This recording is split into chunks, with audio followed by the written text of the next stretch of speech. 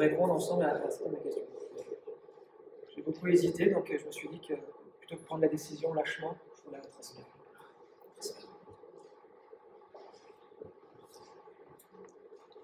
Je vais aussi dire beaucoup de bêtises pendant mon intervention, donc n'hésitez pas à rigoler. Bon, ben,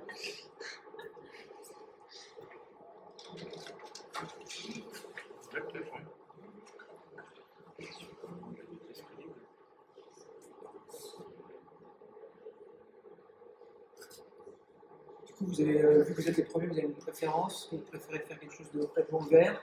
Ou est-ce que vous voulez quelque chose avec un support? Commencez peut-être par une présentation. Pardon? D'accord. Commencez peut-être par une présentation et on verra si on discute après. De toute façon, c'est assez dense la présentation, je vais clamer pour 45 minutes. En tout cas, n'hésitez pas à me couper la parole, j'adore ça. Donc, on ne va pas hésiter. Je propose de commencer. Et là, je vais vous faire travailler.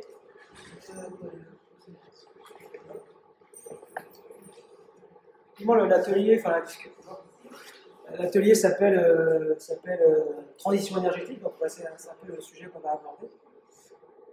Et ensemble, je voudrais que vous réfléchissiez, que vous répartissiez à peu près par rapport à tous les enjeux qui sont listés ici. Avec quoi, une petite dizaine. C'est quoi le top 3 des enjeux selon vous qui nous attendent demain dans le bâtiment, dans l'énergie, à l'échelle du territoire français, européen, mondial, comme vous voulez. Donc là, vous avez 30 points à répartir sur l'ensemble des listes que j'ai donné arbitrairement. Et puis en fonction de ce résultat, ça me permettra aussi d'angler plus mes propos en fonction de votre vote. Quoi. La QI. Qualité d'air intérieur. Merci. Je ne me suis pas présenté, c'est dommage, j'adore parler de moi. Donc, moi, je suis Ludovic Gutiérrez, je travaille chez GRDF. Donc, GRDF, c'est le distributeur français de gaz, enfin l'un des majeurs distributeurs de gaz en France. Il y a une mission de service public de distribuer le gaz pour les particuliers et petites entreprises. Généralement, tout ce qui est industriel, c'est des transporteurs GRT Gaz qui assurent cette prestation. Et nos homologues côté électricité, c'est Enedis. Je suis un peu déçu qu'il n'y ait pas autant de monde, parce que c'est vrai que l'énergie est au cœur de l'actualité en ce moment. C'est le sujet, à mon avis, prégnant avec le réchauffement climatique. Et les retraites à 65 ans, bien sûr. Donc je vous laisse encore un petit peu de temps. Donc, tant que vous n'avez pas les 30 points, vous ne pourrez pas valider votre vote. C'est très démocratique.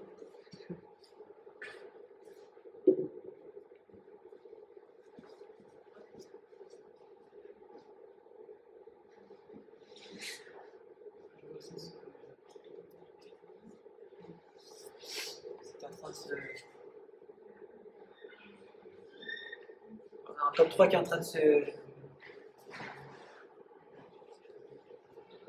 mettre en place. Pardon? C'est marrant comme interaction, je ne connaissais pas. Maintenant, on est obligé, si vous voulez, de trouver des modes d'animation un peu différents. Comme les gens aussi aiment bien être avec leur téléphone, plutôt qu'ils soient sur autre chose, je leur donne la possibilité de le faire, venez avec moi. Voilà. C'est pas mal. C'est malin. Voilà. Donc, si on arrête le. C'est bon, tout le monde a voté, pas de frustration, c'est bon?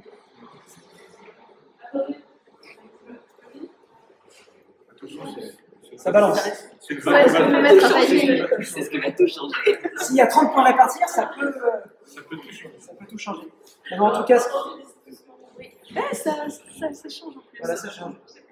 Bon, ce qui est assez logique, c'est que finalement, c'est les émissions de gaz à effet de serre, c'est l'enjeu majeur que vous avez déterminé, et c'est normal, et c'est tant mieux. Derrière le gaz à effet de serre, il n'y a pas que le carbone, hein, il n'y a pas que le CO2, parce qu'il y a aussi d'autres gaz à effet de serre qu'il faut prendre en considération pour évaluer ces émissions de gaz à effet de serre et les leviers sur lesquels on doit jouer pour diminuer ces émissions de gaz à effet de serre. Les déchets organiques, je suis très étonné que vous en parliez, c'est très bien, je suis très fier, parce que c'est un des enjeux majeurs pour les gaziers, c'est de récupérer cette fraction de déchets organiques pour non plus faire venir du gaz de la Russie, mais par la dégradation de ces déchets organiques, on va produire localement notre propre gaz. C'est déjà l'actualité aujourd'hui. Mais il faut que les volumes grossissent beaucoup plus, et c'est tout l'enjeu que les gaziers défendent aujourd'hui. Donc, on va créer de l'énergie avec des déchets, donc les déchets d'une activité vont devenir la matière première d'une autre. Donc on est vraiment en mode économie circulaire, et c'est vraiment très intéressant. La qualité intérieure, effectivement, on voit l'effet de Covid. Oui. Vous allez voir, ne soyez pas trop patients. Combien de pourcents de gaz vert aujourd'hui dans les réseaux? Ouais. Aujourd'hui, c'est 2%. Okay. Mais la dynamique, elle est... En fait, ça pourrait être mieux si les pouvoirs publics nous aidaient un peu plus. Ça, on en reparlera. Vous allez voir, je ne vais pas hésiter à critiquer aussi ça. Et après, qualité de l'intérieur, mais je pense que c'est peut-être aussi par rapport au Covid, on a été habitué à parler de ce point-là qui est le parent pauvre du bâtiment, pourtant qui est fondamental parce que les allergies, la santé, c'est drivé par la qualité de l'intérieur du bâtiment. Et même le bien-être, parce que vous qui êtes sensibilité d'architecte, vous avez le bien-être dans le bâtiment. Le bien-être, c'est pas que le confort, c'est aussi le taux d'humidité dans le bâtiment, la concentration de polluants. On a acheté son meuble chez Ikea, on a des composés organiques volatiles qui sont relargués dans le bâtiment, dans les pièces. Donc, du coup, ça, il faut les évacuer, et c'est un enjeu de qualité d'air intérieur.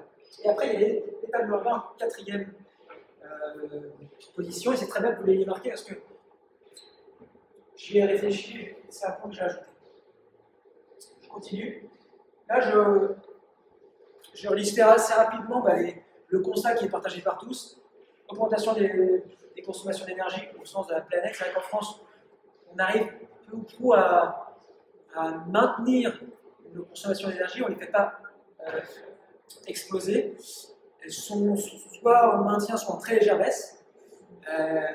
Mais en tout cas, on n'arrive pas à faire des ruptures majeures dans les consommations d'énergie. Sur certains usages, on y arrive. Sur d'autres, on n'y arrive pas. Au contraire, c'est là, par exemple, l'électricité spécifique, tout ce qui est pour recharger son téléphone, ses box, sa télé, enfin, tout l'électroménager, le niveau d'équipement des logements et du tertiaire augmente fortement.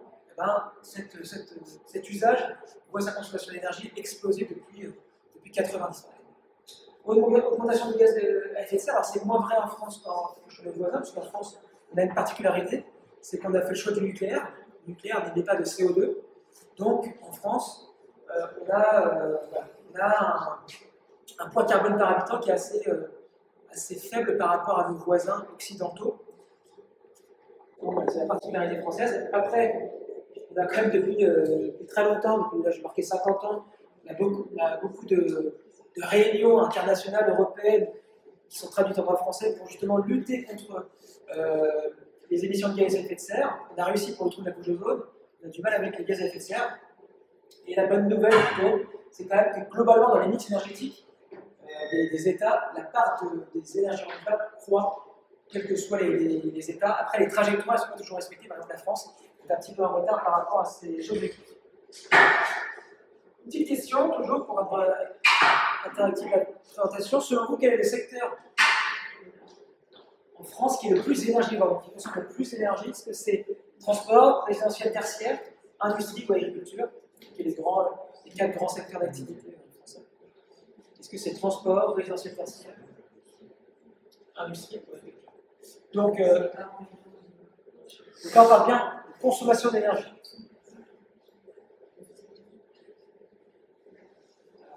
Première réponse, une deuxième réponse, transport et industrie.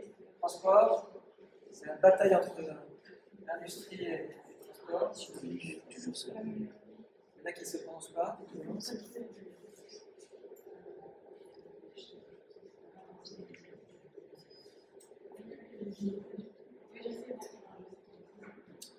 Alors effectivement, la bonne réponse, c'est le résidentiel tertiaire.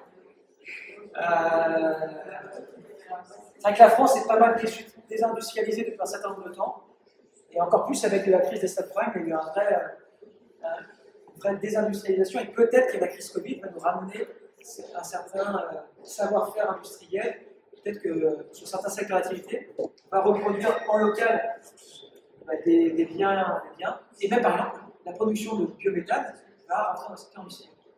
Maintenant, je vous pose une autre question, c'est la même question, mais maintenant sur les émissions de gaz à effet de serre. Donc la bonne réponse tout à l'heure, le secteur d'activité, enfin le secteur qui était le plus énergivore, c'était résidentiel tertiaire. Et quel est le secteur maintenant qui émet le plus de gaz à effet de serre? Je vais rester sur l'onglet participer. Pourquoi ah oui, non, d'accord.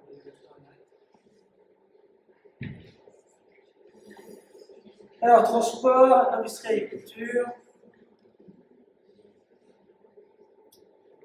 On avait ça. Donc la bonne réponse, c'est effectivement les transports. Comme je l'ai dit tout à l'heure, c'est qu'en France, on a la particularité de produire beaucoup d'énergie à partir du nucléaire, et comme le nucléaire n'émet pas de CO2, la France, du coup, pour amortir les investissements du nucléaire, a fait le pari de l'électricité dans l'énergie de chauffage, et bien, du coup, résidentiel tertiaire, mais quand même, c'est pas le plus énergivore. Et puis les transports, c'est du pétrole. Aujourd'hui, même si on prépare l'après-pétrole, aujourd'hui, et les gens le savent bien quand ils font plein la pompe, c'est du pétrole, c'est de l'énergie fossile. Si je vous donne un petit peu voilà, les grands chiffres, donc résidentiel tertiaire, c'est la somme des deux, hein, c'est pour ça que les transports sont en deuxième position. Et après, vous avez l'industrie, qui est en troisième position. Donc, comme je le disais tout à l'heure, l'industrie, voilà, on a vraiment eu une chute à la crise des subprimes où il y a pas mal d'industries qui sont parties, soit en Europe, soit en Asie. Il y a eu une vraie cassure au-delà de la France qui désindustrialise depuis, on va dire, 40 ans. Donc là, vous avez les chiffres clés. Là, vous avez les chiffres clés en émissions de CO2. Donc, on voit, la référence est 90 parce que c'est le protocole de Kyoto, c'est la référence. Parce que, souvent, on compare les émissions de CO2 à partir de 90 pour fixer les objectifs. Vous voyez que certains secteurs d'activité ont bien descendu leur consommation d'énergie. Par exemple, ici, vous avez l'industrie, ici, les industries, la transformation d'énergie aussi. Par contre, les secteurs d'activité, enfin les secteurs comme le transport, le résidentiel tertiaire a augmenté aussi en émissions de CO2, et puis l'agriculture aussi. Parce que la France est quand même une puissance agricole très forte. Pourquoi là on n'a que 3% malgré les différentes réglementations thermiques dans le bâtiment? C'est surtout la France, du coup, si elle s'est désindustrialisée, elle s'est tertiarisée. Et du coup, comme c'est beaucoup d'électricité aussi qui est utilisée dans les bureaux, pour notamment la climatisation. Voilà pourquoi on n'a que 3% de hausse, parce qu'en fait, l'électricité est quand même décarbonée en France, même si ce n'est pas vrai. Parce que ça c'est une tendance, mais si on regarde usage par usage, c'est pas vrai. Parce qu'en hiver, quand on a des pointes de consommation d'électricité, c'est à cause du chauffage. Du coup, on va faire des appels on va mettre en place des systèmes beaucoup plus carbonés pour répondre à la pointe. Centrale gaz, centrale charbon, centrale au fioul. C'est beaucoup de carbone dans le contenu CO2. Et puis après, le contenu CO2 de l'électricité en chauffage est beaucoup plus élevé que, par exemple, pour la production de chaude sanitaire, puisque le chauffage est vraiment sur un pic hivernal. Comme pour l'éclairage, le contenu CO2 est plus important parce qu'on va plus s'éclairer en hiver, enfin, on va dire entre fin octobre jusqu'à mi-mars sur le site de mois de l'année. Là, vous avez les grands chiffres clés. Là, vous avez les grands textes, les grands objectifs, les grands objectifs rattachés aux grandes lois françaises, avec des chiffres un petit peu étonnants, sur lesquels je vais attirer votre attention. J'ai une bonne nouvelle pour vous, qui n'était pas les 3 poubelles chez vous, vous allez en avoir une 4e à partir du 1er janvier 2023, puisque la loi anti-gaspillage va obliger, à partir du 1er janvier 2024, de trier cette fraction biodégradable, tous les déchets organiques, on va les récupérer, pour les mettre dans une filière dédiée, la méthanisation, pour produire ce fameux gaz. Il y a déjà des collectivités qui sont en avance, il y a déjà des copropriétés qui collectent leurs déchets, leurs fractions biodégradables. Moi, personnellement, quand je cours, je vais au composteur déposer dans mon circuit ma fraction biodégradable, parce que c'est vrai que ça a de la valeur, soit énergétique pour la production de méthane, soit nutritive pour créer du compost. Et même d'ailleurs dans la méthanisation, vous produisez du gaz, c'est la fraction gazeuse en tête de production, et en pied, vous avez tout ce qui est solide. Et ça, c'est du digestat qu'on va épandre dans les sols pour pouvoir utiliser moins d'engrais issus de l'industrie chimique, et plus d'engrais issus de la méthanisation. J'ai une petite question. Qu'est-ce que vous avez par les cartes Vous avez aujourd'hui, vous avez le vert, vous avez tout ce qui est D'accord, le vert. voilà, le vert. Parce qu'on le collecte, mais sur des conteneurs collectifs. Ouais, mais c'est pareil, du coup, je vais faire Trois individuels et puis ouais, c'est ça, c'est un peu. Déchets alimentaires. plus les gens. C'est ça, exactement. Ça dépend après, il y a des politiques de traitement des déchets, hein, c'est pareil en fonction des villes. Un chiffre important aussi, c'est la stratégie nationale de bas carbone. À l'horizon 2050, on doit être à 0 émissions nettes en termes d'émissions de gaz à effet de serre. Donc ça veut dire qu'on va continuer à émettre du CO2, par contre, ce CO2, on va le récupérer, on va le capter soit par la biomasse, soit on va alimenter par exemple du CO2 dans des serres agricoles, soit on va capter du CO2 pour alimenter de l'eau parce qu'on va développer des algues, soit on va récupérer le CO2 pour faire de l'eau gazeuse, du cocktail, que sais-je, soit on va récupérer du CO2 pour l'associer à de l'hydrogène, puisque CO2 plus H2 peut donner du méthane, c'est du méthane de synthèse. Il y a beaucoup de choses qui sont prévues, donc derrière. Et puis après aussi, développer la photosynthèse via des terres dédiées à la captation du CO2. Donc c'est tout un enjeu aussi là-dessus. Donc ça, c'est une ambition très forte qui répond avec la stratégie nationale bas carbone, donc décarboner les bâtiments et les transports. Le transport va quitter le pétrole au profit de l'électricité pour la mobilité des usagers et le gaz naturel ou le bio-GNV, donc le gaz de véhicules, pour les transports de marchandises, les bus, la collecte d'ordures ménagères, et puis il y a beaucoup par exemple de camions à Paris qui roulent déjà au GNV et demain au bio-GNV. Il y a beaucoup de bus aussi qui roulent sur l'électricité, soit au bio-GNV ou au GNV.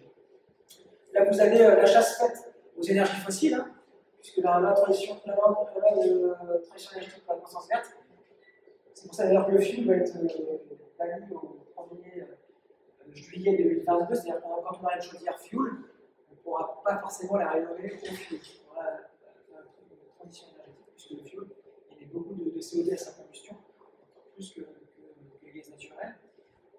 Et aujourd'hui, le gaz naturel est une énergie fossile, donc nous, dans le gazier, on est très content de dire que le gaz naturel, c'est fini.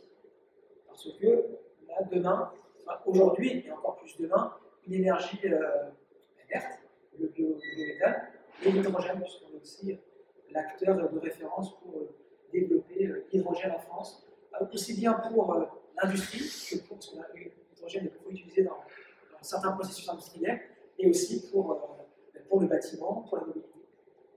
Voilà, là, les grands chiffres que j'ai mis en. Aussi, par exemple, toujours sur les déchets, moins 50% de déchets mis en décharge à l'horizon 2025, c'est l'objectif, voilà, c'est que si on collecte cette fraction, vous avez à peu près un tiers de votre poubelle qui est biodégradable. Pour ceux qui font bien trier. Vous voyez, il y a déjà un tiers qu'on peut récupérer, et en optimisant tout ça, on peut faire pas mal de choses. Et là c'est la dernière grand texte qui a été publié cet été, c'est la loi de climat résilience. Là, c'est multiplier les sources de production d'énergie locale et décarbonée par la création de petites unités de production d'énergie renouvelable. C'est clairement la définition pour les gaziers des sites de méthanisation. Parce que, voilà, là, c'est des grands chiffres. Parce que quand on parle d'énergie, on parle aussi d'euros, et on en parle encore plus aujourd'hui avec la crise économique qu'on connaît, et l'impact qu'il y a sur le gaz, puisque 17% du gaz français vient de Russie. Et d'ailleurs, l'objectif de GRDF, c'est qu'à l'horizon 5 ans, 17% du gaz français, enfin 17% du gaz consommé en France sera du biométhane. On est en capacité d'atteindre cet objectif. Surtout qu'il y a des sénateurs là, qui vont sortir voilà, 2-3 jours après l'attaque de la Russie sur l'Ukraine, on dit mais c'est pas normal qu'on soit aussi autant dépendant de la Russie et qu'on ait une capacité aussi importante de production de biométhane, puisqu'on peut être autosuffisant en 2050, on peut consommer 100% de gaz vert renouvelable. C'est-à-dire que 100% de notre gaz pourrait être consommé pour être produit sur notre territoire grâce à différents processus, et dont la méthanisation qui est plus avancée. Vous voyez que voilà, le gaz pèse beaucoup dans le déficit commercial de la France. Et ça, c'est un enjeu majeur, hein, parce que l'énergie, c'est de l'argent. Et dès qu'il y a des tensions géopolitiques, on voit que c'est assez compliqué. Et on l'a vu aussi au sortir de la crise Covid, pour le coup, si le gaz et l'électricité ont fortement augmenté, c'était un effet de vraiment c'est très fort. Toutes les industries sont réparties, donc il y a une rareté. Et c'est pour ça que les produits ont augmenté. Et pourquoi le gaz a augmenté? L'électricité, c'est que comme au niveau mondial, beaucoup d'électricité est produite à partir de gaz. Donc il y a eu une tension sur le marché gazier pour produire l'électricité. Nous, en fait, on était un peu moins touchés parce que le gaz est beaucoup moins utilisé pour produire l'électricité puisqu'on n'avait pas compté. Là, vous voyez à peu près en énergie primaire tout ce qui est consommé en France. Vous voyez, la majeure partie c'est du nucléaire. Après, vous avez du pétrole pour la mobilité. Et après, le gaz qui arrive en troisième position. Donc, le gaz a vraiment une place importante dans notre mix énergétique. Donc, si on le balaye, il faut le remplacer par quelque chose. Oui. Et les 17%, on est capable de les 17%, c'est comme si ouais. On est capable de les trouver autre part. Bah, aujourd'hui, oui. Ouais, après, on est toujours capable de trouver autre part dans quel pays. Et après, vous avez. On parle beaucoup du gaz, par les gazoducs. Aujourd'hui, il y a beaucoup de gaz qui est aussi transporté par des méthaniers. On a 3 terminaux méthaniers en France. Il y en a beaucoup plus en Espagne. Donc, si on se coupe du gaz russe, il faudra peut-être jouer la collaboration européenne avec les Espagnols pour pouvoir venir nous alimenter en gaz, non pas par gazoduc de la Russie, mais par terminaux méthaniers qui vont gazifier le gaz dans les terminaux méthaniers qui sont liquides. C'est des enduits à température de moins 162 degrés. Parce que du coup, comme on fait des chocs qui passent il y a un changement de phase, qui passent en phase liquide pour construire beaucoup plus. Et les terminaux méthaniers ont vocation à faire la conversion liquide et gaz pour après distribuer dans les réseaux. Donc globalement, on va pouvoir s'alimenter. Et surtout, en France, on stocke un tiers de ce qu'on consomme dans les réseaux et dans les cavités souterraines. Donc, ça, plus ça, plus ça, plus ça. Puis après, il y a vraiment la volonté de développer la méthanisation. Là, ce qui est intéressant, entre guillemets, c'est qu'on stocke au printemps et en été, et on déstocke en hiver. Le conflit arrive à la fin de l'hiver, donc on va pouvoir restocker un petit peu dans nos cavités pour pouvoir répondre aux enjeux de l'hiver prochain, en espérant que l'hiver prochain, le climat sera plus serein, parce que quelle bonne idée de faire une guerre après 2 ans de crise sanitaire. Et la conscience spectacle. Voilà, là je vous ai montré la part des énergies, mais là si on regarde d'un point de vue macroscopique, là si on regarde d'un point de vue saisonnalité, ce qui est hyper important, c'est que vous voyez que le bandeau électrique il produit en majorité de manière constante, modulo les maintenances des sites de production d'électricité qui sont plutôt faits l'été. Aujourd'hui, on verra si demain c'est toujours le cas, parce que l'électricité va être beaucoup mobilisée à terme pour la climatisation, qui est le prochain, à mon avis, scandale du siècle, c'est la climatisation. Parce que là-dedans, il y a des fluides frigorigènes qui ont un pouvoir de réchauffement climatique beaucoup plus fort que le gaz, le CO2. Donc, c'est un vrai problème. Donc là, vous avez vraiment au niveau des appels de puissance entre l'été et l'hiver, vous consommez 4 fois plus d'énergie en hiver qu'en été. Et du coup, c'est pour ça que le gaz, vous voyez, c'est une des énergies très mobilisées pour répondre aux différents usages. C'est pour ça que si vous enlevez le gaz dans le mix énergétique, sachant que c'est la 3e énergie plus utilisée en France, comment on la remplace, à quel coût, sachant que le gaz est en train de se verdir, il faut quand même bien réfléchir. Et c'est vrai que c'est que les pouvoirs publics ne réfléchissent pas tout le monde. C'est un peu le message que nous on est en train de leur faire passer parce qu'il y a un gros lobby aussi électricien, puisque en France on a quand même EDF qui est un des leaders en production d'électricité de nucléaire. Et l'État est actionnaire à 85%. Donc, il y a un enjeu fort, un enjeu industriel, un enjeu économique très fort. Donc là, l'idée, c'est plutôt d'opposer les énergies entre elles. Nous, chez les gaziers, l'objectif, c'est vraiment de se dire comment on peut jouer sur les forces des énergies et non sur leurs faiblesses. On sait que nous, en tant que gaziers, notre faiblesse, c'est le CO2. Notre force, c'est qu'on est capable de stocker l'énergie. Comme je disais tout à l'heure, on peut stocker à peu près un tiers de ce qu'on consomme dans les réseaux et dans les cavités. Donc, c'est une force. C'est une énergie aussi très bonne pour la production de chaude sanitaire et pour le chauffage. La force de l'électricité, c'est que elle est peu carbonée globalement en France grâce au nucléaire.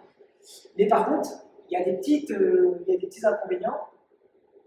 C'est comment on pilote la production d'électricité en France, parce que vous avez des variations en fonction des saisons, en fonction des journées. Vous voyez ici les profils de consommation. Dès que les gens se lèvent pour aller au bureau, dès qu'ils rentrent chez eux pour se coucher, pour manger, pour vivre chez eux, la partie plus funky finalement, le travail, et ben, là vous avez des pics de consommation qui augmentent d'année en année. On voit ici. Donc c'est hyper compliqué pour le gestionnaire de réseau d'électricité de piloter la production d'électricité. C'est pour ça que parfois il fait appel à des moyens carbonés pour le faire, parce qu'il faut être hyper réactif pour répondre à la demande. Donc c'est difficile de le piloter en journée, puisqu'on a des pics. C'est difficile de piloter à la semaine, puisqu'on ne consomme pas pareil en semaine de travail que le week-end. Et pareil, en fonction de la saisonnalité, on consomme plus en hiver qu'en période estivale. Donc c'est relativement compliqué. Et puis moi, la France est faite par du nucléaire. Moi j'ai vu Tchernobyl, fait la série Tchernobyl. C'est vrai que j'espère qu'on n'a pas un accident nucléaire en France, surtout qu'on va produire des centrales à terre. Il faut trouver un juste milieu par rapport. Donc là vous avez le profil de consommation. Donc là je vais faire un focus sur le gaz. Vous voyez que notre fournisseur majeur, c'est la Norvège. Vous avez la Russie ici qui a 7%, et puis après vous avez les Pays-Bas qui étaient un des gros fournisseurs auparavant, et qui ont arrêté l'exploitation de leur site parce que ça créait, ça déstructurait leur sol, donc ils ont arrêté de nous alimenter. Donc vous voyez, la part des autres est intervenue, c'est tout ce qu'on achète sur les marchés, donc on peut aller plus chercher de gaz sur les marchés. Vous voyez, on consomme à peu près 534 TWh de gaz en 2020, sachant qu'il y a eu une cassure avec la crise sanitaire. Donc les enjeux dans le bâtiment, ils sont là, ils sont majeurs à tous les niveaux, sur l'ensemble des marchés. L'objectif, c'est baisser les consommations de chauffage, c'est déjà ce qu'on arrive à faire grâce aux réglementations thermiques dans le neuf, et maintenant environnementales, grâce à, même si c'est plus poussif en rénovation, on arrive quand même à moderniser les systèmes de chauffage et à orienter les travaux vers l'isolation, même si ce n'est pas encore suffisant. En consommation d'énergie pour le chaud sanitaire, mais comme c'est nous qui plutôt là, nous en tant qu'êtres humains, qui avons la main pour régler les consommations d'énergie pour le chaud sanitaire, comme on aime bien notre confort, on a tendance à traîner un peu plus sur le touche, donc les consommations d'énergie ont tendance à stagner. On a la volonté de traiter beaucoup plus le confort d'été. J'espère que vous, en tant qu'architecte, avant de mettre un système actif dans le bâtiment, à savoir des clims, qui consomment l'énergie qui a des fluides frigorigènes, c'est sur la conception du bâtiment qu'il faut agir en amont pour pouvoir traiter le confort d'été. C'est un enjeu majeur pour les villes, hein, les îlots de chaleur. C'est moi j'habite au 4e sud-ouest. C'est à Clichy, je suis pas très loin, mais du coup, dès qu'il commence à faire chaud, à partir de juin jusqu'à septembre, fin septembre, début octobre, ça colle chez nous. Parce que en fait, c'est un bâtiment haussmannien, donc c'est très bien. Mais une fois que la chaleur est rentrée dans le bâtiment et dans la base de la pierre, pour déphaser, il faudrait que je fasse de la surventilation naturelle, mais comme je suis hyper dense, je ne peux pas dormir parce que c'est le bordel.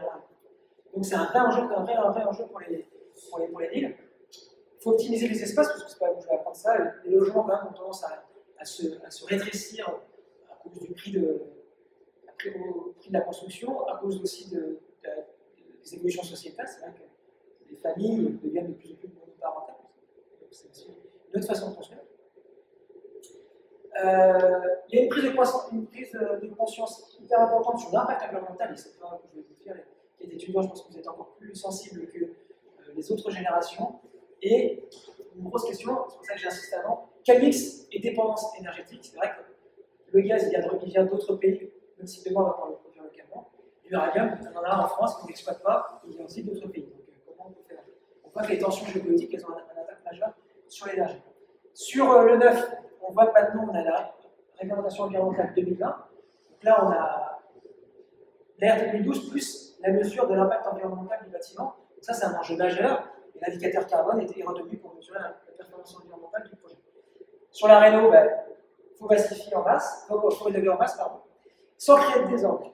Moi, par exemple, je vais vous raconter ma vie, je vais faire l'introduction. Pareil, chez moi, l'appartement, c'est un appartement de 1908. Donc, c'était une surventilation par les cheminées qui étaient dans l'appartement. l'architecte de l'intérieur a eu la bonne idée d'enlever toutes les cheminées. Il a laissé les moulures avec le parquet heureusement. Et il a mis que des doubles vitrages. Et moi, quand je suis rentré la première fois dans ce logement, je me suis dit, bah, c'est pas ventilé. Parce qu'il y avait les défauts d'étanchéité qui ne sont plus là, les fenêtres, les cheminées n'étaient pas là, donc il n'y avait plus d'effet de tirage naturel par les cages escaliers qui avaient la cheminée. Donc mon logement n'était pas ventilé. Donc on a dû installer une ventilation. Bah, c'est ça l'enjeu, c'est qu'il faut, vous êtes architecte, vous avez la vision globale du bâtiment, l'année de construction, tout ça, il faut se poser les bonnes questions quand on crée le design. Tout ça, c'est aussi, il y a l'aspect économique qui va en ligne de mire, parce que rénover, bah, il faut aider pour massifier. Et puis le neuf, il faut maîtriser les coûts, parce que plus on va chercher de la performance thermique et environnementale maintenant, plus ça a un coût, donc il faut maîtriser les coûts.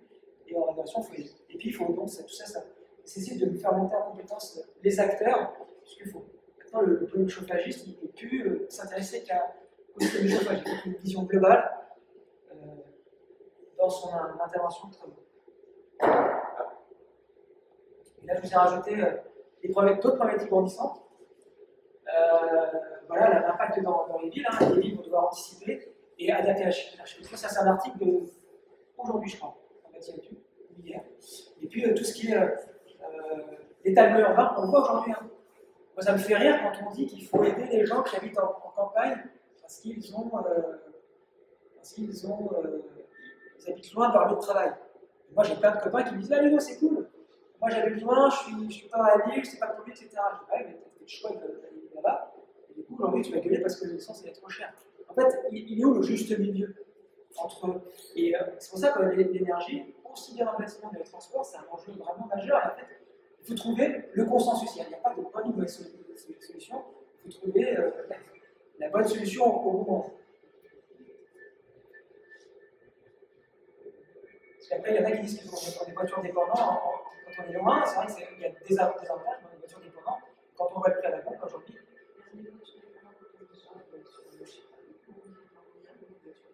Ah ouais, je sais. Forcément, parce que l'emploi n'est pas que des agglomérations, la vie n'est pas que en agglomération. Moi, je fais c'est forcément la voiture. Non, c'est tout l'enjeu. Quand je dis ça, c'est juste sur le droit. Mais c'est vrai que c'est la politique de transport. Et je sais pas, j'ai eu la chance d'avoir travaillé avec une école d'architecture sur un projet. Alors, mais pour me donner envie de travailler avec lui, il m'avait donné une étude qu'ils avaient réalisée. Et c'était à l'échelle d'un territoire. Il y avait plusieurs problématiques à traiter, et notamment la problématique des transports. Comment créer des nœuds pour créer, dans un territoire assez rural, de la mobilité douce, du covoiturage, et étudier les pentes des routes pour savoir là vous pouvez faire du vélo, là vous ne pouvez pas en faire parce que c'est compliqué. Et comment vous pouvez créer des interactions. C'est hyper intéressant. Donc,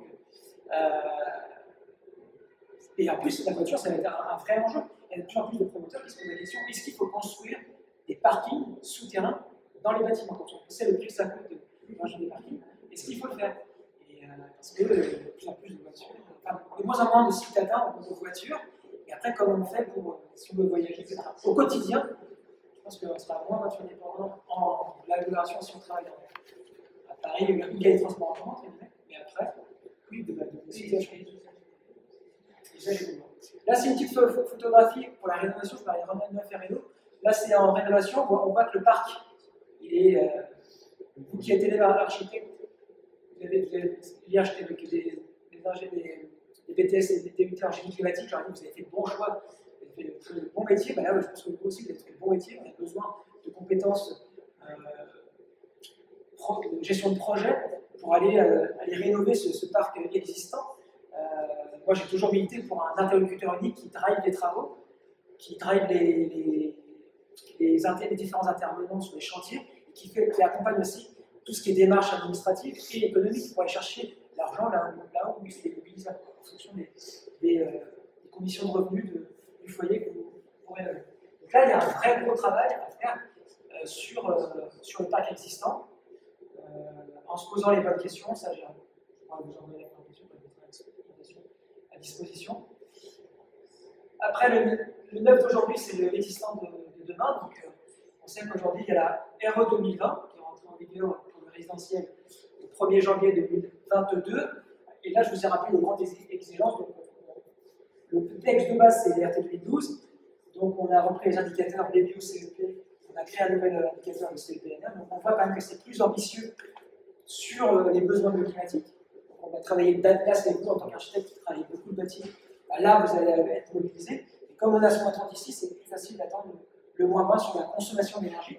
Et la grosse nouveauté, c'est la décarbonation, qui est plutôt portée sur les matériaux qu'on utilise, donc sur la phase conception, quels matériaux on va utiliser pour diminuer le poids carbone, et aussi l'obsolescence programmée, c'est un petit peu aussi mis dans l'œil du cyclone, parce qu'en fait, dans la méthode de calcul, la durée de vie du projet, c'est 50 ans.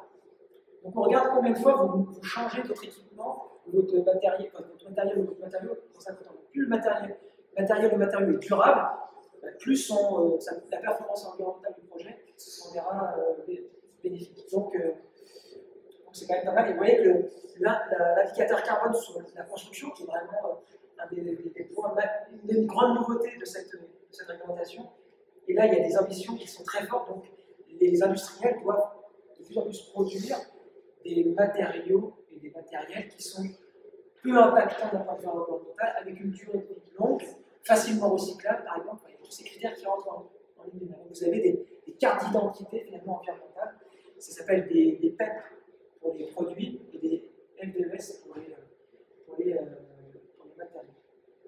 Et puis après, il y a aussi une grande avancée sur tout ce qui est confort d'été et ventilation. Confort d'été, c'est vraiment pour traiter, pour ne pas avoir recours à la climatisation active, pour vraiment, à la conception du bâtiment, éviter les inconforts ici. Et nous, côté gazier, on a vraiment deux messages forts. Comme pour le mix énergétique, on va ramener ce mix énergétique dans le bâtiment, on va jouer la carte de l'hybridation. On va hybrider deux systèmes entre eux pour avoir la meilleure performance. Soit on hybride du gaz avec du solaire, soit on hybride du gaz avec un système thermodynamique pour que les deux énergies, dès lors qu'il y en a une qui n'est pas performante, il y en a une qui arrive en soutien et vice-versa. Donc les deux énergies s'aident, donc c'est le mix énergétique mis au bâtiment. Et après, il y a les gaz verts, on essaie de porter au pouvoir public cette notion gaz vert. On n'a pas encore réussi, même si là, je pense que la crise, malheureusement, on va vous aider. Et donc là, je vous ai mis en fait la traduction de tout ce qui est hybridation du système. C'est le mix énergétique français mis à l'échelle du bâtiment. Donc là, c'est ce qu'on appelle les pompes à chaleur hybrides. On va associer une chaudière à gaz qui aujourd'hui est énergie fossile, qui sera demain avec du gaz vert, avec un système thermodynamique, puisqu'on sait que le fonctionnement de la PAC varie en fonction des conditions extérieures. Plus il fait froid dehors, moins bon les rendements. Du coup, après faire fonctionner la PAC à ce moment-là, surtout quand plus le réseau électrique est en tension, et on va mobiliser le gaz, puisqu'en plus le gaz est stockable, il a des bons rendements, et là, c'est vraiment l'intelligence, il y a une régulation intelligente qui est là pour régler tout ça. Et là, je vais vous parler du coup pour répondre à votre question, j'espère que vous avez vu parce que j'en suis. On va commencer. Je suis un peu. Donc là, la troisième révolution gazière est en marche. Vous connaissez la fameuse usine à gaz, que tout le monde connaît. Là, c'est vrai. Avant, le gaz était produit en périphérie de ville, et vous aviez des localisations qui venaient alimenter, non pas les logements pour le chauffage et le chauffage sanitaire, mais pour l'éclairage. C'est pour ça que c'est des supporters parisiens dans l'histoire.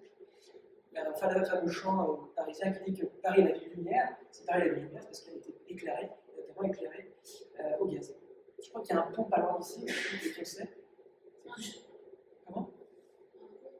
Un pont où il y a encore les anciens éclairages au gaz, en fait, qui ont été modernisés, mais d'électricité, mais ce qui faisait la fierté de Paris, c'était le fameux gaz de ville qui alimentait notamment pour l'éclairage. Après, du coup, c'était quand même un peu dangereux, l'éclairage n'était pas très étanche. Bon, il y a dû y avoir quelques incidents quand même. Donc, du coup, après, on a découvert aussi toutes les poches de gaz. Donc, on est plutôt passé sur du gaz délivré par la Norvège, la Russie, l'Algérie, etc. Ou en France, on a des gaz de lac. Hein.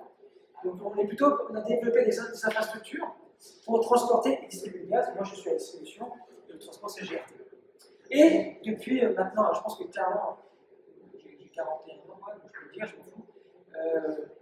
Je pense que les lobbies ont quand même bien fait leur travail, parce que je pense qu'on a dû, depuis longtemps, faire du biométhane, mais je pense que les accords internationaux, les accords économiques, et, voilà, ont dû dire, attendez, la Russie c'est important que les déchets de gaz, etc. Donc je pense que cette technologie a pu être développée bien avant, mais elle est développée maintenant, c'est le principal, et il faut accélérer le processus. Donc la rénovation. Donc on va vraiment être de moins en moins dépendant aux fournisseurs extérieurs, mais vraiment produire localement notre gaz. Et la Bretagne, vous êtes breton, il y a un vrai bon potentiel, puisqu'il y a beaucoup d'activités agricoles en Bretagne. Donc, c'est quoi le process? Vous allez faire rentrer, c'est comme une recette de cuisine, vous allez collecter un nom d'ingrédients, vous allez mettre dans une marmite, il va ressortir avec quelque chose. Donc là, les intrants, c'est la matière première, soit c'est les déchets de l'agriculture, soit c'est de l'industrie agroalimentaire, tout ce qui est biodégradable finalement. Soit c'est des déchets des collectivités, des ménages, les fameux tripots et tout, soit c'est des boules d'épuration. Quand vous traitez l'eau propre s'en va là où elle doit aller, puis vous avez tout ce qui est la dégradation de la pollution, c'est ce qu'on appelle des boues, elles sont séparées, et soit les boues on les traite, on les incinère, on les épand. Ben là, l'idée c'est qu'on va, comme elles ont encore un pouvoir méthanogène fort, on les récupère pour les métalliser, et après derrière on va les épandre. Donc voilà, tout ce qu'on peut faire, on peut mélanger tout ça, mettre un truc ou deux, enfin, voilà. Après on met ça dans un digesteur, donc là c'est des bactéries dans des conditions de température et de pH bien définies, qui vont dégrader cette matière première. On va récupérer en tête le gaz, et la fraction solide, ça va être, mis en épandage, parce que c'est une vraie valeur nutritive, et du coup on va réazoter, réphosphorer les sols, avant quand même d'injecter ce gaz, parce que c'est quand même c'est du méthane et un mélange de gaz de CO2. Il faut qu'on épure tout ce gaz-là pour injecter que du CH4 dans les réseaux. Donc, on l'odorise aussi avant, parce que le CH4 n'a pas d'odeur. Du coup, pour détecter les fuites, c'est très bien d'odoriser. On vérifie ses qualités et on l'injecte dans le réseau pour les différents usages que vous avez ici. En France, la particularité de la France, c'est qu'on ne peut pas dédier 100% des terres à la culture pour la valorisation énergétique. En Allemagne, on prend toujours l'Allemagne en référence, parce qu'il faut. D'un point de vue macroscopique, si on regarde les chiffres, commerce extérieur, etc., oui, ok, c'est sympa. Quand on regarde un peu plus près, je pense que je suis content d'être ça. Parce que là, vous voyez, en Allemagne, vous pouvez dédier 100% de vos terres à la culture énergétique. C'est quand même une aberration. La terre, c'est vraiment fait pour nourrir, pour les animaux, pour la faune et la flore, et pas pour créer la matière, pour créer de l'énergie.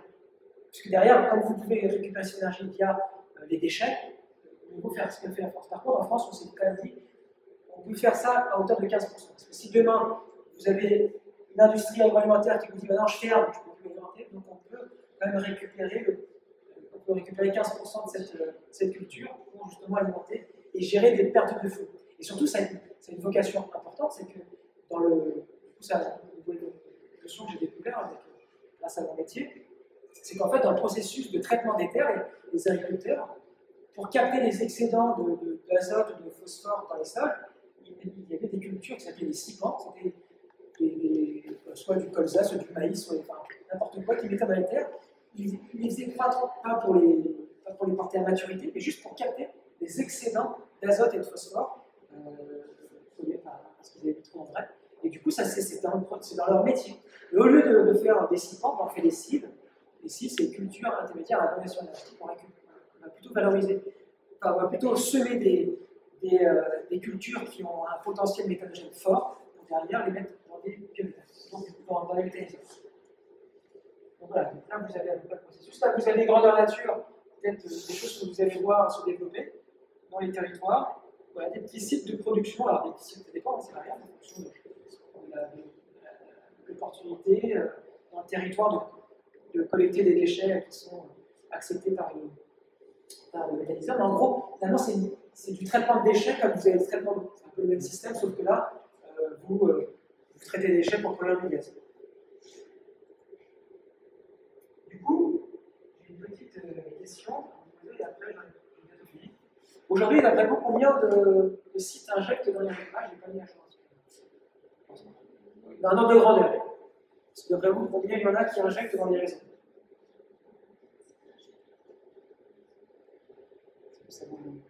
Déjà, est-ce que vous avez entendu parler de la méthanisation? Est-ce que c'est bon. Oui, parce que c'est Oui. Mais est-ce que ça suscite comme c'est soumis au public, Ouais. chaque fois, bien sûr, il y a des opposants. Sur tous les projets.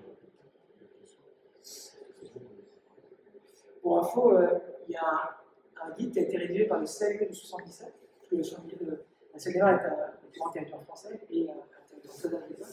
Et le CLE a rédigé un guide d'intégration justement des installations de méthanisation. Il y a plein de documentation pour différentes cibles. Pour les agriculteurs, parce qu'ils sont cas du système, pour les agriculteurs c'est intéressant parce que c'est un revenu complémentaire, ça redonne un peu leur image. Par contre, c'est vrai qu'ils sont un peu challengés par les riverains, parce que le principal risque c'est l'odeur. Parce que ça, en fait, oui, ça peut sentir mauvais. En fait, c'est les lexivia. C'est les lexivia qui sentent. Si vous n'êtes pas lexivia, il faut éviter les lexivia. Donc la bonne réponse, elle est à l'écran. Donc j'ai oublié, effectivement, comme j'ai mis à jour aujourd'hui, c'est 383. Aujourd'hui, il y a 383 sites.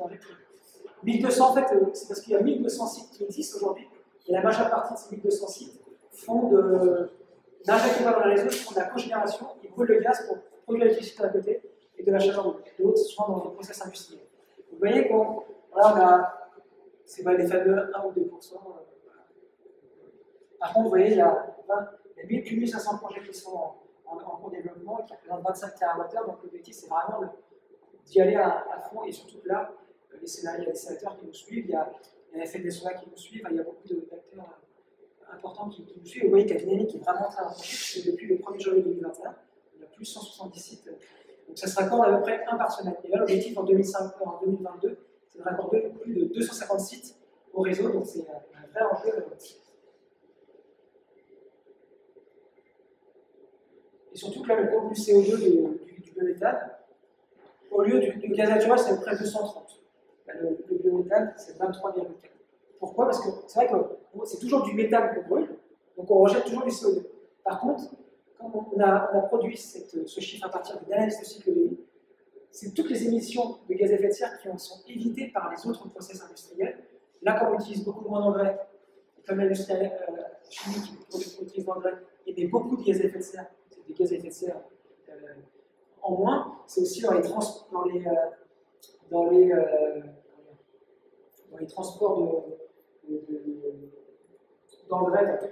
Ça va hyper loin, le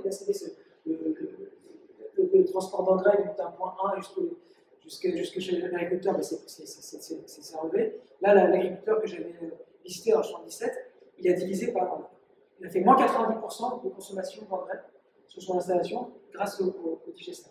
Donc là, vraiment, on est vraiment sur une énergie, même c'est aussi des émissions de gaz à effet de serre non émis en décharge, puisque souvent ces déchets-là sont mis en décharge, et souvent ils sont méthanisés.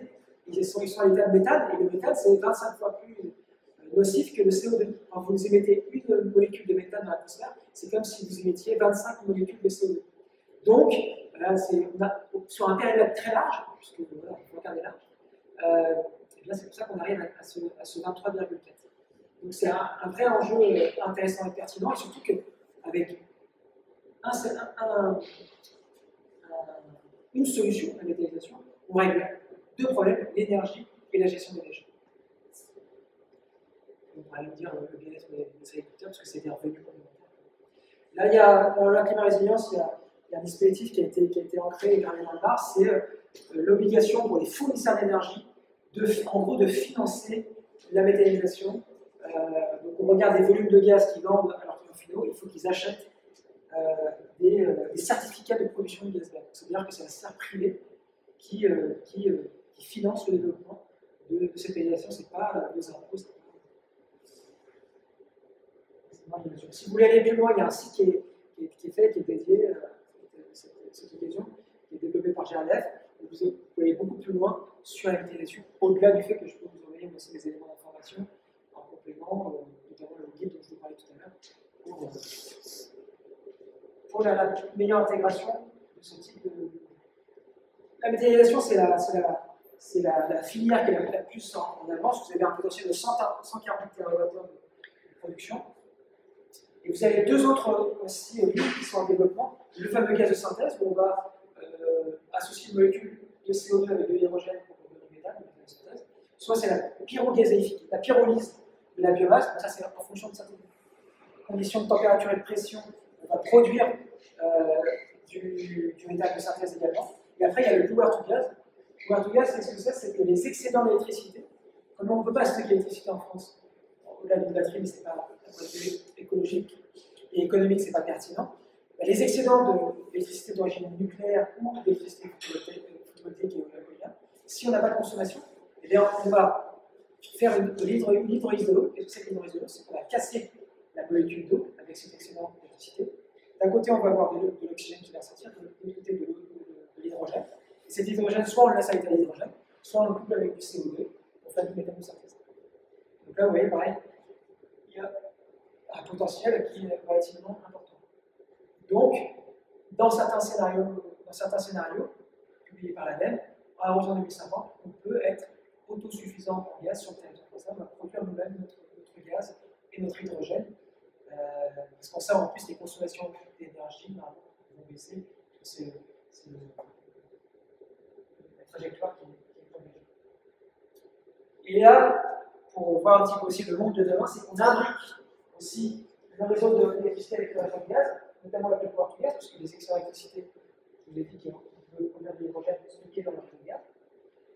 Et aussi, on va passer à l'échelle de l'énergie de la molécule. Et là, c'est plutôt à l'échelle du bâtiment. On va faire de la cogénération. On va peut-être consommer du gaz pour produire de l'électricité au moment où le réseau électrique est en tension. Comme quand il est en tension, c'est en hiver, c'est en hiver qu'on va se chauffer, donc la cogénération, elle va produire de la chaleur et de l'électricité en même temps en consommant du gaz. Donc elle va soulager le réseau électrique, puisqu'on va pas faire des appels de puissance électrique, et en plus on prend l'électricité inorganique. Et après tout ce qui est hybridation des systèmes, donc chaudière ou paquet bré, et les piles à combustible, c'est la cogénération à petite échelle pour les logements. Donc là, voilà, les réseaux vont s'intercaler. Voilà, je vais terminer. Donc en conclusion, vous avez les grands messages clés sur les avantages et les atouts des gaz verts. Je vous ai listé à l'écran. Et puis vous avez aussi la force, c'est aussi le réseau, parce qu'en plus il existe. Il est déjà amorti, investi les propriétés des collectivités territoriales. Donc c'est un actif qui a de la valeur. C'est quand même dommage de s'en séparer, puisqu'en plus il maille les villes qui réunissent 77% de la population française. Puis si on développe la méthanisation, on va développer aussi le réseau gaz. Donc peut-être qu'il y a d'autres territoires qui vont être éligibles au gaz, parce que proche des sites de méthanisation, donc il y a peut-être un atout intéressant. Et en plus, GRDF, on a une vraie connaissance, on a le plus grand réseau gaz en Europe. On a une vraie technologie et un savoir-faire. On a rejoint un consortium européen pour le développement de l'hydrogène. Donc il y a une direction d'hydrogène qui est décrite aussi au sein de notre entreprise. Donc voilà, il y a un avenir plutôt positif sur le gaz parce qu'il est en train de se verdir. Par contre, si on ne donne pas les moyens de le faire, ça, on ne pourra pas le faire. Il y aura deux problèmes qui vont travailler de devenir, mais en tout cas, on se bat pour répondre aux enjeux de demain. Et moi, c'est pour ça d'ailleurs que je suis venu dans cette entreprise, c'est que ça répondait clairement à mes objectifs. Moi, je suis chimiste de formation, je me suis spécialisé dans la gestion des déchets solides. Du coup, ça réunit un petit peu tout mon parcours de formation. Donc, ça j'en parle avec trop de passion parfois. Voilà. Merci beaucoup en tout cas. J'espère que ça vous va. Si vous avez des questions, n'hésitez pas. Si vous avez des volontés de recevoir la présentation, je ne sais pas si je pourrais vous la fournir, ou des documents complémentaires, si vous voulez les coordonnées aussi. Je suis à votre disposition en tout cas. Moi, pour la vue, c'est le biométhane. C'est le biométhane. C'est un peu la solution d'avenir. Ouais. Et qu'est-ce qui empêche vraiment le développement du méthane sur les territoires français? Honnêtement, il y a une part de volonté politique quand même. Aujourd'hui, on n'a quand même pas été aidé par les pouvoirs publics pour encourager le développement de cette filière. Ce qui est très dommage parce que quand on voit que ça touche d'autres plans de l'activité économique, et c'est l'agriculture, la gestion des déchets, parce qu'en France, on a quand même deux leaders dans la gestion des déchets, des leaders aussi dans le traitement de l'eau. Là, on pourrait avoir un leader dans la production de gaz vert. On a aussi un leader dans la production d'électricité avec le gaz. Donc, on pourrait créer des leaders, on pourrait faire émerger des leaders mondiaux sur les secteurs clés, déchets, énergie, traitement d'eau, etc. Et honnêtement, je ne sais pas pourquoi Et ça passera, la révolution, elle passera par les territoires. C'est dans les territoires que les choses se passent.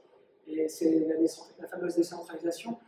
Paris, on peut décider des choses, mais finalement, on voit que dans les territoires, ils ont besoin de ça, parce que la transition énergétique, ça se fait longtemps dans les territoires. Les territoires, ils ont besoin de solutions. Et ça, par exemple, ça répond aussi à d'autres aspects. Comment ils font pour traiter leurs déchets? Ben, la fraction biodégradable, ils peuvent le faire. Les collectivités territoriales, elles ont des cantines scolaires, des cantines de collectivités. Donc, du coup, ben, elles traitent les déchets. Nous, tous nos déchets de cantine, ils sont utilisés. Donc, il y a un vrai enjeu. Donc, je pense aussi qu'il y avait une méconnaissance de cette technologie. Et puis, il y avait il ne faut pas se leurrer, hein. Je suis filmé, hein, je vais le dire en caméra. Voilà. Édouard Philippe était chez Areva. Et Areva, c'est l'électricité. Donc, il y a un lobby électricien très fort en France. Et nous, les gaziers, on est quand même moins puissants. Moi, je me fais défoncer sur LinkedIn par les électriciens. Mais j'adore ça. Et si vous voulez, là, quand je dis ça, c'est plutôt les pro-nucléaires. En France, on a vraiment.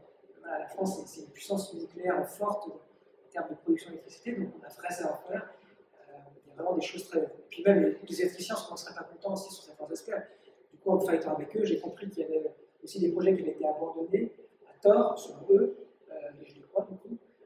Par exemple, il y a toute une technologie française qui avait été développée pour retraiter l'uranium appauvri pour produire l'électricité.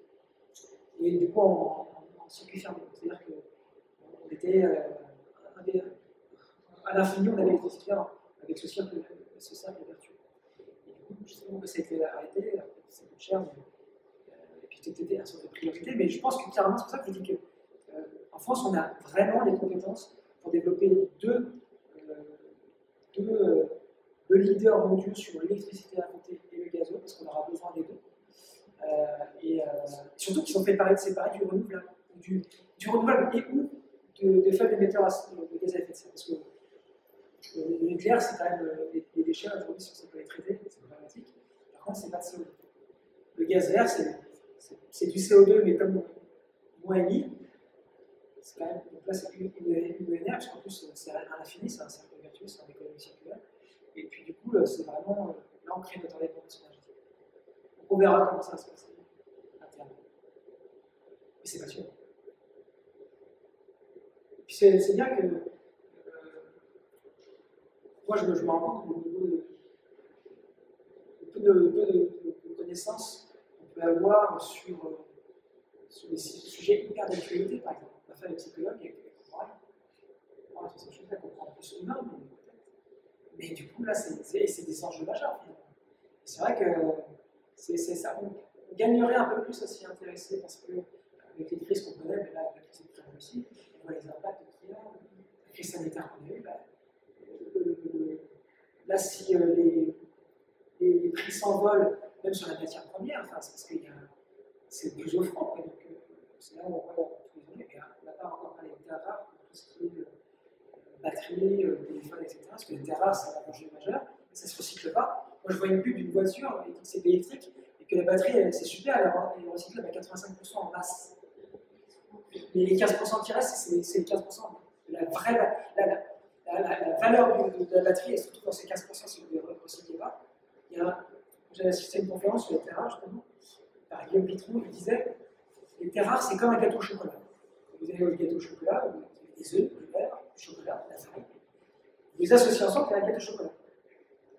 Et par contre, quand vous voulez récupérer, si vous n'avez pas fait le gâteau au chocolat qui est pourri, qui est plus bon, vous ne pouvez pas le recycler et casser le gâteau au chocolat pour récupérer ce qui est à l'intérieur, ce qui est les terres rares, c'est pareil. Les smartphones, c'est pareil.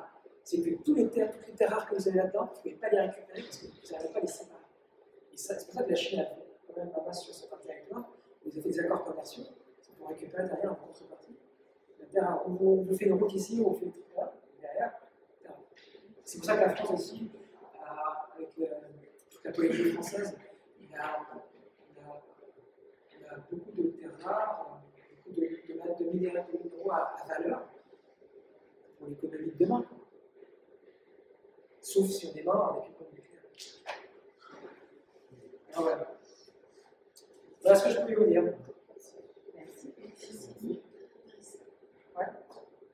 n'hésitez pas, enfin, je ne sais pas si vous voulez avoir accès à la présentation, si vous voulez avoir accès à un message. Vous faites de la médiation culturelle publique? Ah oui, on fait tout. Parce que moi, dans mes fonctions, j'ai en partie la relation avec le monde étudiant. Et du coup, l'objectif, c'est de développer des partenariats. Et on peut tout à fait adapter. Là, j'ai vu certains de mes collègues qui ont développé des kits de communication à destination des profils plus jeunes. Donc, pour sensibiliser. Et surtout, ce qui est très intéressant, et c'est un peu l'enseignement qui a été tiré de l'échange de déchets, c'est que souvent, on infusait en connaissance les jeunes têtes et rentrer avec ces connaissances à la maison pour dire à parents, tu ne fais pas, tu fais ça. Et pour l'énergie, je pense que c'est un petit peu pareil. Il y a des plein de choses qui peuvent être faites. Surtout que là, les messages que je porte, ils sont très peu connus par exemple.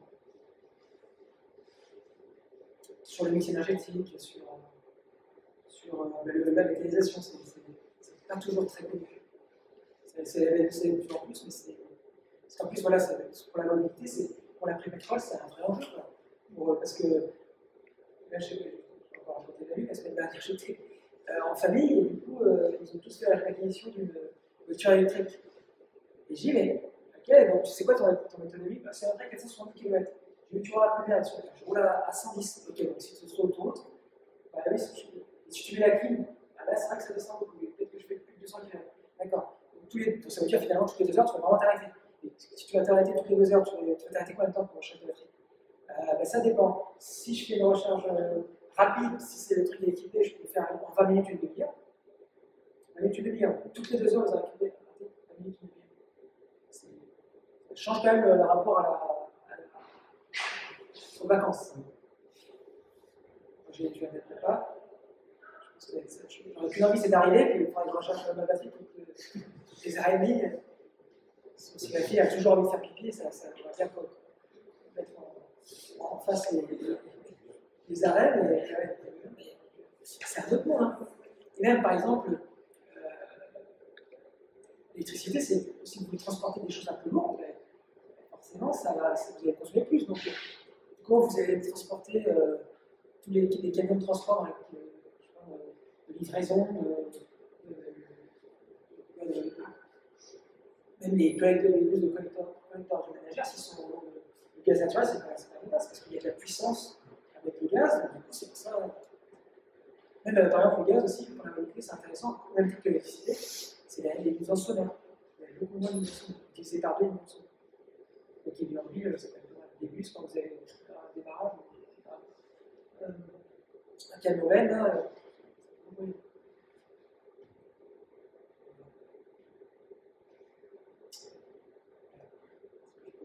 Si vous avez d'autres questions, n'hésitez pas, je suis là. Sinon, bonne fin de journée à vous. Merci. Bon week-end de congrès, ça mange pas. Et puis, bon week-end parisien.